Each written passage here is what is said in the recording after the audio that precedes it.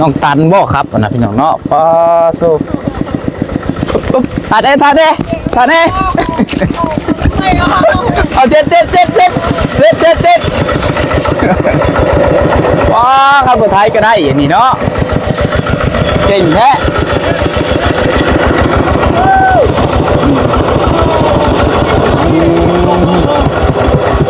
เป็นเลยเนาะมือได้อันนะฮะย่อเสาสบายดีมืออื่นบ่ย่อเสาตั้งเสาเพื่อน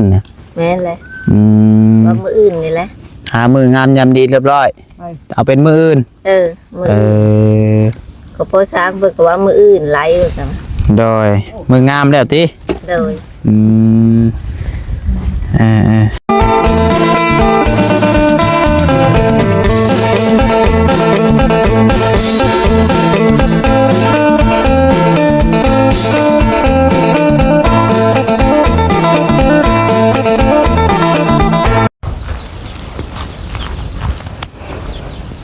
พี่น้องเลยเปิดชิปเปิดภาพมา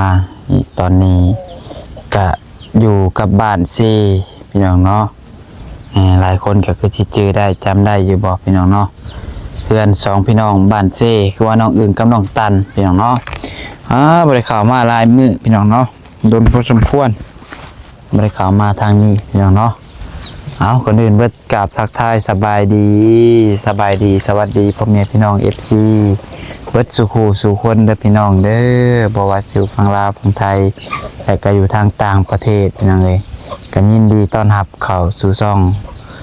สายกกสายบุญอีกแล้วเนาะพี่เนาะเอาพบพ่อกันน้องพัดไส้พี่น้องเนาะ กลับมาเยี่ยมทางน้องๆเพิ่นก่อนพี่น้องเอ้ยบ่ได้เข้ามาหลายมื้อหลายวันเนาะทางบ่ว่าได้ยินทางบ่ไล่แชทหาอยู่พี่น้องเอ้ยว่าทางเฮือนน้องอึ่งน้องตันเพิ่นสิตั้งเสาแล้วเด้อว่าเนาะน้องพัดไส้ก็เลยเข้ามาเยี่ยมเบิ่งก่อนพี่น้องเนาะจังใดฮอดใส่แล้วนะพี่เนาะ ว่าโทรหาทางบ่สร้างครับมื้อเช้านี้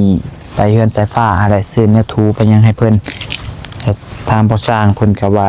อยู่พี่น้องเอ้ยถ้าว่าก็เลยเข้ามาเบิ่งเพิ่นก่อนพี่น้องเนาะโอ้ไม้ปอกไม้แป้นนี่ถือว่ามันครบแล้วนะเนาะเป็นพวกไม้พวกหยังทางประสางหลังขุดคุมบ่พี่น้องเนาะตัวใส่อันนี้จักคุมจักเสาอันนี้พอสร้างสบายดีเด้อเจ้าสบายดีเจ้าโดย9 ต้น9 ต้น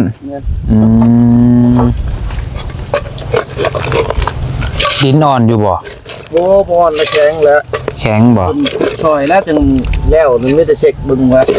มันเอาตั้งเช้าแล้วเขาเช็คมันจะมันบ่ได้ละแข็งครับว่าได้ระดับบ่ติแต่เบิ่งคือสิอ่อนกว่าคือดินน้องน้อยอยู่พี่น้องเอ้ยดินน้องน้อยเป็นดินดานนะโอ้ขุดคุมของน้ำจักให้กลัวดินน้องสายฟ้าอีกเห็นอยู่ช่วงนึงคอยเบิ่งเห็นคือไทยแท็กบาวนี่บ่หรือเจ้าบาวลี่บ่กลัวฮอดคุมของน้ำน้องสายฟ้ามีแต่ดินดานดินแห่โอ้ยว่ะจักให้นะทางกันโตเข้ามาบนคอยมาทั้งนี้หั่นคือเป็นทางเป็นโชคบ่แม่นเช่นนั้นบ่บาวลี่เอา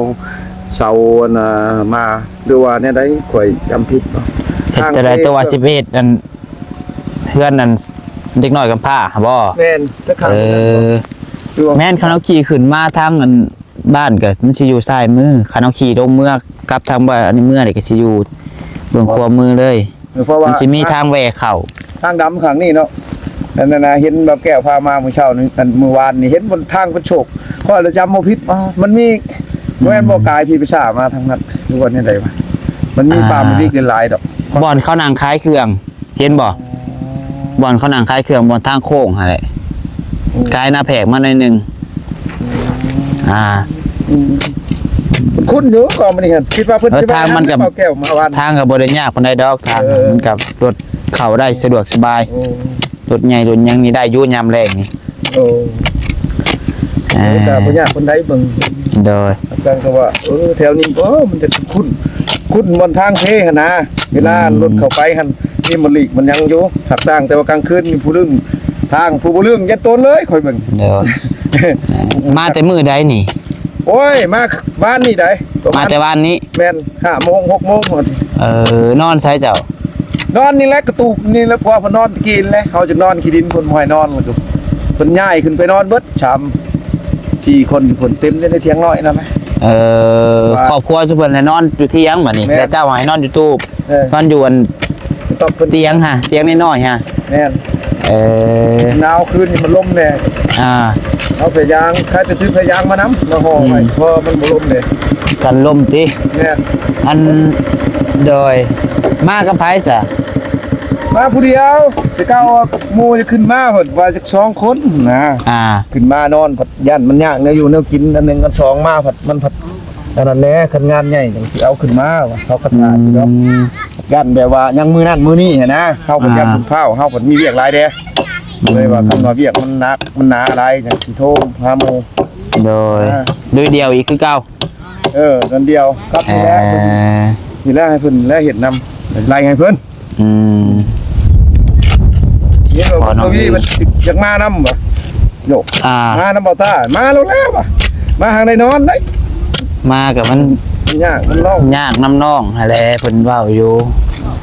ว่าอยากมาแต่ว่ามันก็น้องเพิ่นคือเว้าสายฟ้าก็บ่กล้าอยู่ผู้เดียว แม่น ย่านผีว่าน่ะก็ขี้บ่เห็นย่านย่านผี อยู่ จก กันน้อยๆนำบ่ญาติ ย่านผีจกตับโอ้ย ได้มาพี่บ่ญาติ พอขึ้นไปขึ้นมาก็ต้นเพิ่นอยู่ได้ แม่นอยู่ คนก็อุ่นแน่กันอยู่แต่เพิ่นก็คือว่าหั่นแหละ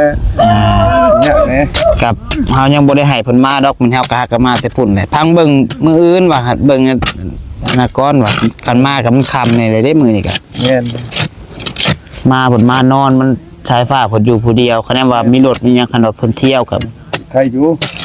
ไอ้ก็ย่านอยู่คันเที่ยวกัน มันก็เมื่อพุ่นก็เมื่อพี่ก็ช้ำเดียวก็พอหั่นแหละเที่ยวไปเที่ยวมาก็ดีมันเฮารถเฮานี่แหละมันบ่จักเสียงคือข่อยนี่ก็ดี มันเที่ยวไปเที่ยวมาน้ำมาฮอดชัวร์ซะเมื่อบัดค่ำ เมื่อเที่ยวมาก็ยากอยู่เนาะ น้ำมูกน้ำมันนี่แหละ นอนพี่คันนอนได้ก็นอนพี่ก็ดีคือกันมันก็ ยัด จัง หาเฮาก็จะนั่นแหละ ทางอันจังได้เฮ็ดเวียกแต่เช้าก็ว่าแม่น มื้อเช้านี่ก็6-7 โมงจนหายข้าวสุกินแล้วก็ลงเวียกได้บางหันบางนี่เพื่อเฮาคิดไรหันไอ้นี่มันก็พอดีกับเวลาเฮา พอเห็นไปติผู้เดียวอีกเนาะมันก็2คนกับพอน้องอื่นอะไรเป็นนั่นอันโตกะโลห้องน้ำน้องไฟฟ้าหามบ่พออีกประมาณ5แก๊สบ่ แม่นไรอันเพชร ยานอกจากแนวนี่มีเบิดแล้ว นี่แหละทงหนึงในข้างนั่นแหละมันว่างอควายบ่เฮ็ดบ่ตอกมันอยู่ในข้างมันกับเครื่องพอปะมาหั่นแหละน้ำถอกน้ำเทียงเครื่องมือยังเอามาบ่ได้ไปเอา ก็ว่ามื้อได้สิได้ไปเฮ็ดซะ คันว่าตัวนี้มันเบาบางนี่น่ะก็มันบ่ขับบ่ค่าก็เฮ็ดมันแล้วตัวนี้เบิดแล้วจึงใหญ่มัน ก็ว่าสิเอาให้ตัวนี้ให้แล้วเลยแล้วจังสิไปเก็บงานให้ไฟฟ้า ปลดภัยเลยนะ โอ้ตัวนี้ก็โอ้ต่ำได้ทิศผมจักไหน คุณแหละ ทิศปลายผมแล้วคันเอาไว้นี่ก็ประมาณทิศ1 2ทิศผมแล้ว เอายอเลยเป็นงานใหม่เด้ โดย ยอมาเราก็เป็นแน่นะ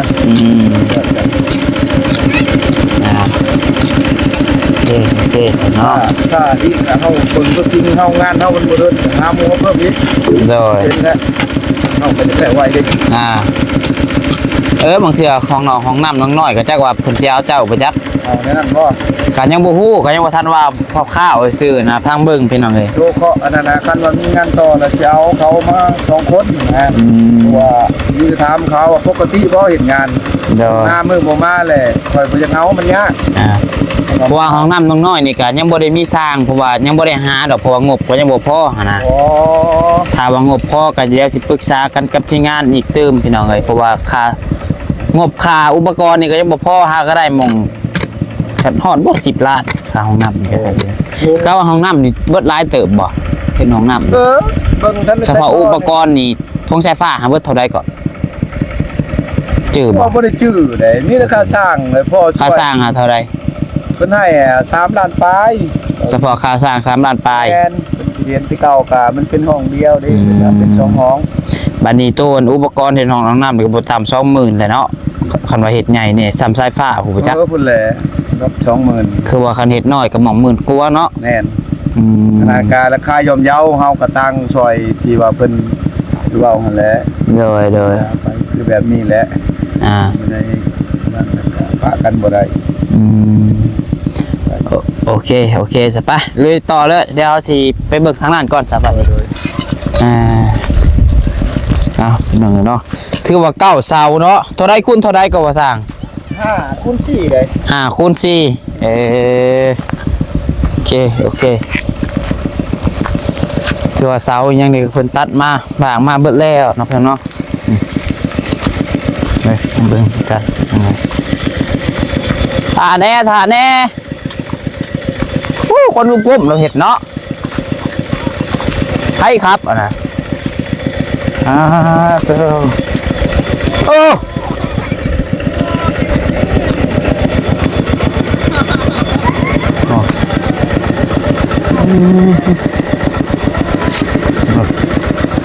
น้องตันบ่ครับอ่ะนะพี่น้องเนาะป้าโซ่ถ่าแน่เอาเจ็ดว้าข้าวไทยก็ได้อย่างนี้เนาะเก่งแท้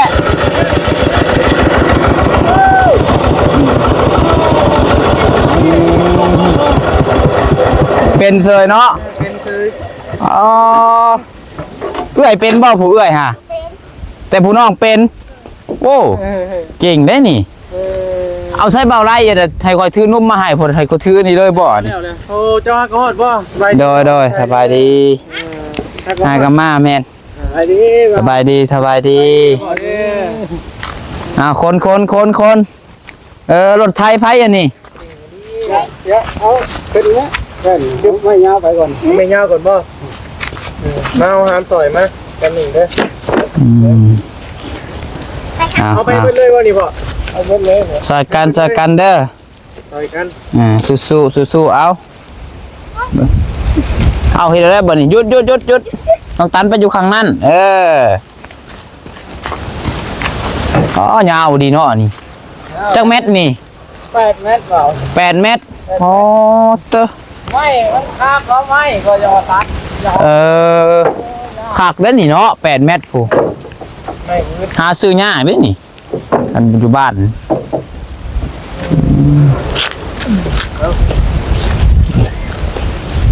ผัดไทยสบายดีเด้อไปที่เราเดินสบายดีวันนี้ก็คนได้เดินทางมาที่เนี่ยเรื่องน้องอิงน้องตั้นไปที่เราเลยเดี๋ยวที่ว่าเริ่มดำเนินการมื้อนี้ นักเนาะนักบ่น้อง นัก เอาอดเอา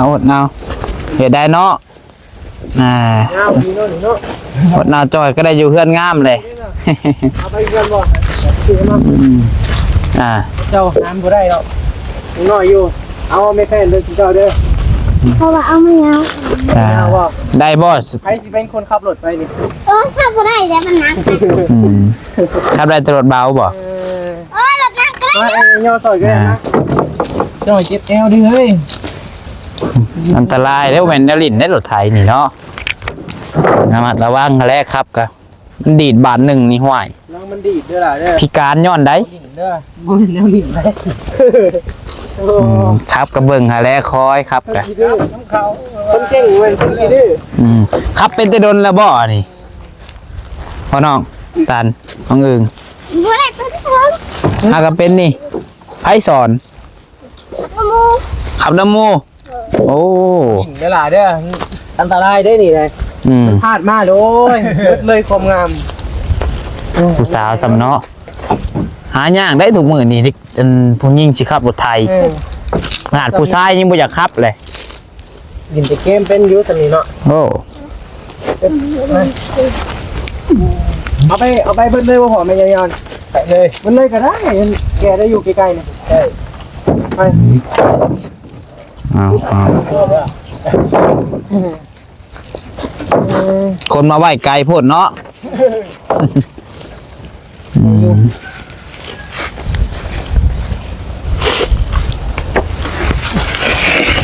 เจ้าผู้สร้าง2คนบ่อ่ะ เอาเลย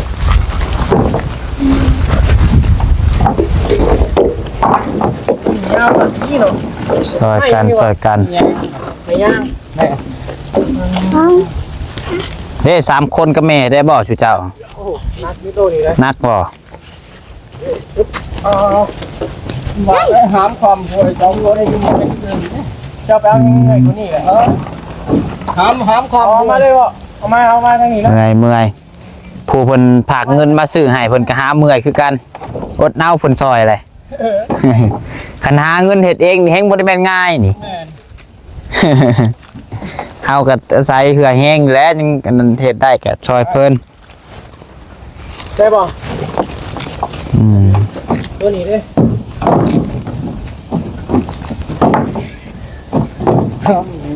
อย่ามันลงน้ำกันอย่ามันเกี่ยวมันใส่ไปได้ไอ้บึ้ด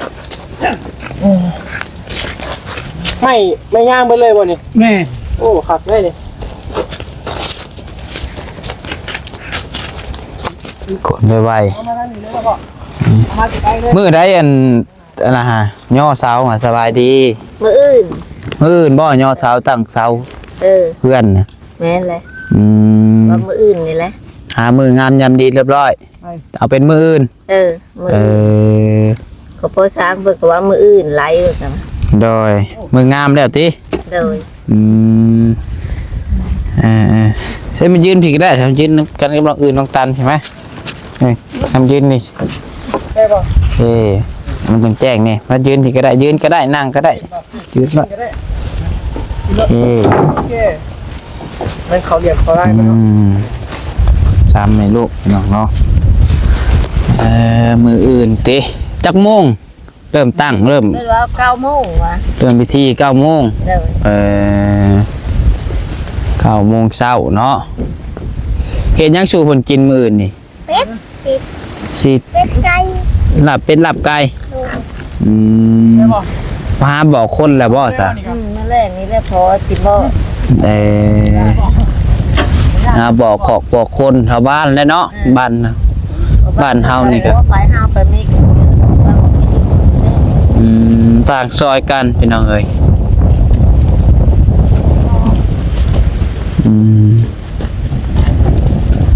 น้องบัดไซบัดบ่ได้เอาข้าวกล่องใหญ่มากพี่น้องเนาะให้เป็นคน โอ้ไปแบกความห่วยความห้องแล้วมันดูนักเกิน คันว่ามาทันก็สิมาอยู่ทันนี่ก็ได้อย่ามันหนาวจักสิตื่นได้หรือบ่ตื่นได้อยู่เพื่อขับรถมา แม่นแหละมัน เป็นชั่วโมงเพื่อมาฮอดก็ชั่วโมงปลายพุ่นแหละเฮ็ดได้ดีใจว่าสิได้เทือนใหม่เลย ดีใจ ดีใจเนาะได้เฮือนใหม่อยู่เฮือนงามแล้วบ้านนี้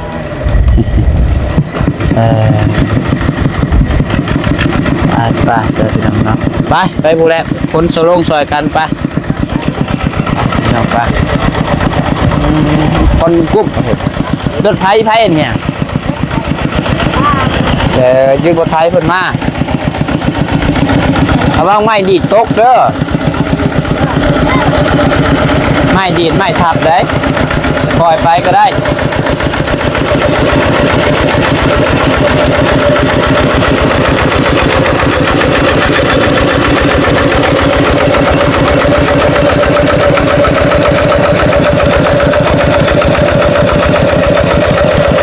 พี่น้องเสียงก็สิดังเลยเด้อ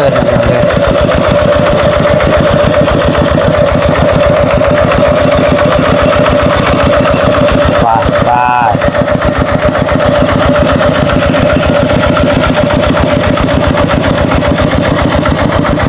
คนกุ๊บถ่ายแล้วก็เนาะ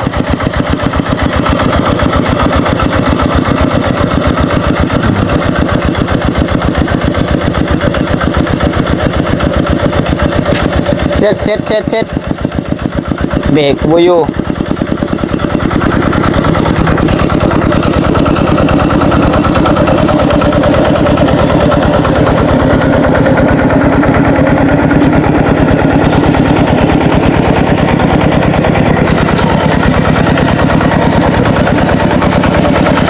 อจับเด้อตกเด้อ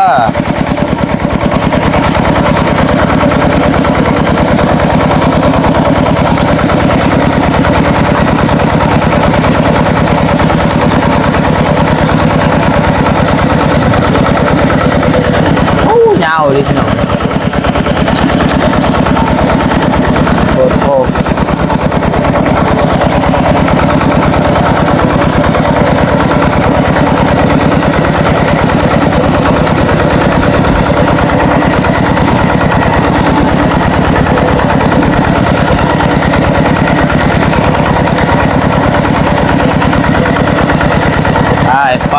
ไปทางเหยียบไหมเด้อเหยียบตีนแตกแห้งเนาะเหยียบตอกเหยียบตอก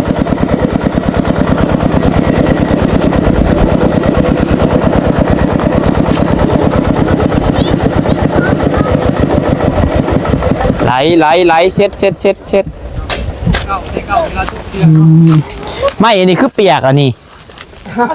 เอาขึ้นไปน้องกันนี่ได้เปล่าไอ้กาดติดหมอกหลายยันหมดเนาะ โอ้ แช่น้ำไว้ แช่น้ำไว้ แม่น ไม่ย่างคือกันบ่ ไม่ย่างกันเลยลำเดียวกันเลยกับจุด คือว่าไม่ใหญ่ลิตุ่นมันนี่เนาะบางช่วงนี่ เติบเลยได้ไม่เส้นบุญหลายเติบมันแป้น ต้นเดียวบ่ ต้นเดียวเลย ต้นเดียวพอเลยอ๋อเบิ่งเด้อคอยเด้อทับตีนกันเด้อให้ทางลูกป้าก่อน ปะ ป้าก่อนทางจุเจ้าเด้อ โอเคจังบนติดมือกัน ไม่มันยาว ยาวนักเนาะ ท่อน8 เมตรท่อน5 เมตรเลยเก่งอย่างนี้เนาะซองเลยเนาะมาเนี่ยไปละลองมันดีมือเด้อมาไอพี่มาเจ้าไปแก่มาคือ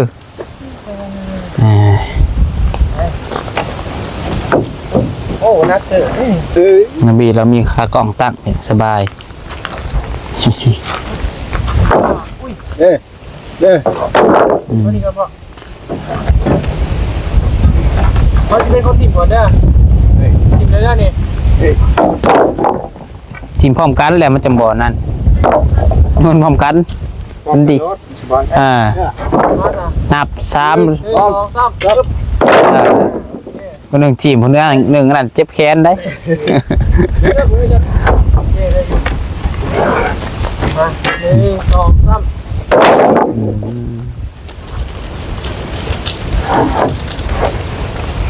อย่างนี้เนาะน้ำพี่น้องเงินน้ำตาลเสาจากเม็ดเสาฮะ4 เมตร 50โอ้ป่ะพาไปเบิ่งดูป่ะดูไม่ยังเสานี่สะไม่แดงไปเลยโอ้เสาไม้น้องเนาะตัวบากเรียบร้อยเนาะขาแต่ยกขาแต่ตั้งอย่างเดียวเจ้า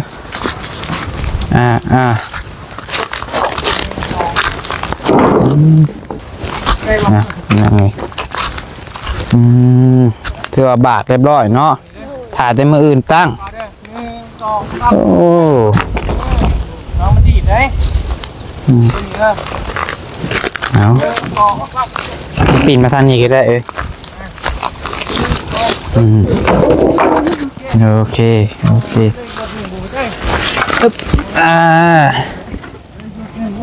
เป็นมาหาโดนเติบเนาะสองเงินน้องนี่เพิ่นกินข้าวกับยังมื้อนี่พอครับอบแบ่โอ้เอามาแต่ไสซื้อก็เรียกว่า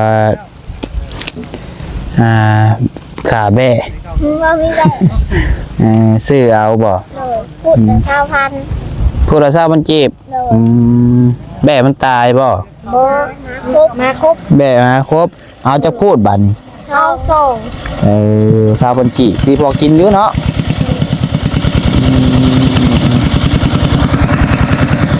เอาสรุปมืออื่นนี่มือตั้งเด้อพี่น้องเด้อมือตั้งมือย่อเฮือนน้องอึ้งน้องตันเนาะเอามีแต่ว่าอ้ายก็ดีใจนำเด้อ สู้ๆอดทนเจ้าไอ้ก็ได้นอนเดือนใหม่แหละเมื่อคืนนี่นอนกันแนวใดคืนนี่ นอนอยู่เตียง นอนกันอยู่เที่ยงทำกันเบิดเลยบ่โอเคไปเดี๋ยวมื้อจังว่ากันใหม่เนาะไปเวียกกันเด้อสัปดาห์นี้เด้อยินดีนำอดทนหั่นแหละซอยเวียกพ่อแม่เด้อเดี๋ยวจังว่ากันพี่น้องเอ้ยไปสบายดีเด้อนางเด้อ ไปดี เดี๋ยวไปพี่น้องเนาะให้เรามาใส่กันสิได้คอโตจบคลิปปิดคลิปไปเพียงเท่านี้นะพี่น้องเพราะว่าสิได้ขอเดินทางไปเวียกไปงานต่อก่อนพี่น้องเลยหลายทางไปพี่น้องเนาะทางใดก็อยากไปคำยอดอะไรมื้อนี้ก็ได้เอาอยู่ดีมีแห้งบ่สุขทุกคนพี่น้องเนาะสมหมานร่ำรวยเฮงๆรวยๆตลอดปีตลอดไปเนาะผิดพลาดประการใดก็ขอโทษขออภัยนำเวลาขอบคุณพ่อแม่ FC ที่เขารับชมคลิปน้องภาษาเตะเป็นกำลังใจมาโดยตลอดนะพี่เนาะมีผู้รักผู้ใหญ่จากซอยเรือสมทบสร้างบ้านสร้างเรือนถ่ายทางน้องๆน้องอื่นน้องตันกันยินดีพี่น้องเนาะสำหรับคลิปนี้ขอลาไปก่อนแล้วขอกล่าวคำว่าสบายดีพี่น้อง